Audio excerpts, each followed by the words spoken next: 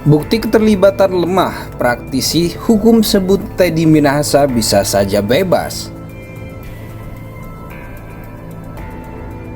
Bahwa berdasarkan keterangan saksi Dodi, saksi Linda, keterangan terdakwa, diketahui walaupun pada awalnya terdakwa sempat tidak menyetujui skema penjualan narkotika jenis sabu dan meminta saksi Dodi untuk menarik kembali narkotika jenis sabu dari saksi Linda, akan tetapi saksi Dodi mengatakan kepada terdakwa bahwa satu bungkus plastik berisi narkotika jenis sabu seberat 1000 gram telah berhasil terjual dan tidak mungkin untuk ditarik kembali.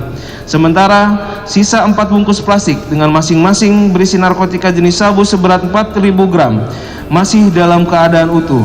Bahwa adanya perintah penarikan tersebut dari terdakwa bukanlah karena pembatalan untuk melakukan penjualan narkotika jenis sabu yang disisihkan dari barang bukti narkotika, melainkan karena adanya ketidakcocokan harga.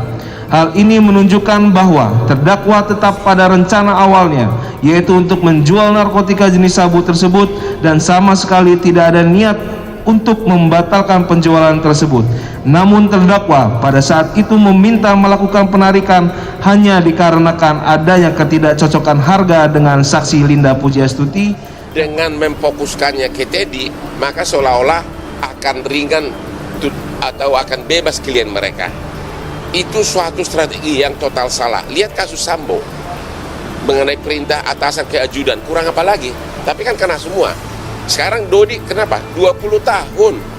Jadi strategi mereka itu total salah. Harusnya ada pasal yang harus itu undang-undang narkoba itu ada pasal yang khusus untuk penyidik. Kalau ini kan yang diterapkan itu ada pasal untuk rakyat, untuk publik gitu loh.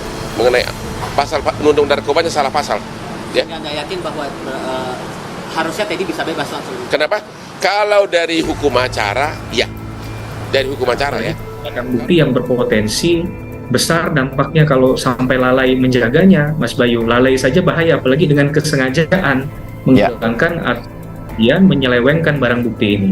Nah, kalau ada unsur kesengajaan, menurut saya tidak patut lagi itu dibelokkan pasalnya. Ada bangunan berpikir Bang Hotman tadi yang mengatakan bahwa ini adalah pasalnya tidak tepat, tapi kemudian ketika dikaitkan dengan kasus fakta hukumnya, ini bisa berbeda tafsirannya. Dalam semua perkara, pengaruh publik sangat mempengaruhi.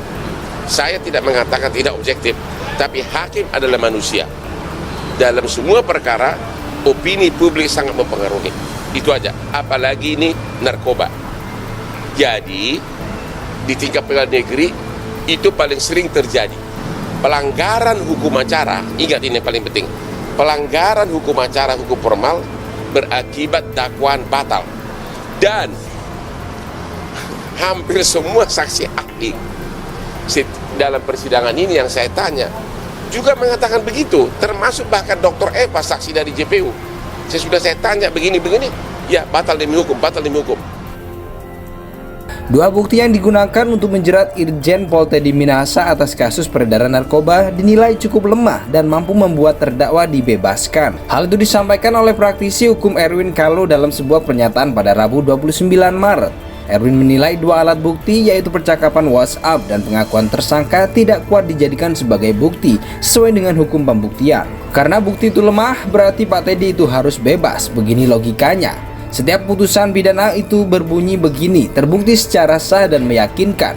Ada kata meyakinkan pasti. Kalau Anda jadi hakim, apakah Anda yakin dengan dua bukti itu? Jelasnya, Erwin menjelaskan mengapa dua alat bukti tersebut tidak kuat untuk digunakan menjerat Teddy dalam hukum pidana. Pertama, bukti pengakuan diambil dari keterangan dua tersangka, yakni Dodi Prawinegara dan Linda Pujiastuti, di mana hakim memungkinkan besar akan mengabaikan pengakuan dari tersangka karena memiliki unsur kepentingan. Jadi biasanya kalau pengakuan dari tersangka itu hanya dipakai sebagai petunjuk, dia akan menjadi bukti kuat apabila pengakuan itu dibuktikan dengan bukti-bukti lain, ungkap Erwin. Kemudian bukti percakapan pesan WhatsApp juga dinilai Erwin tidak kuat, sebab percakapan itu termuat dalam aplikasi berbasis teknologi yang mudah dimanipulasi. Saat ini teknologi itu gampang dimanipulasi, bisa dipotong, bisa diedit dan sebagainya, berarti itu bukan merupakan bukti sempurna, tuturnya.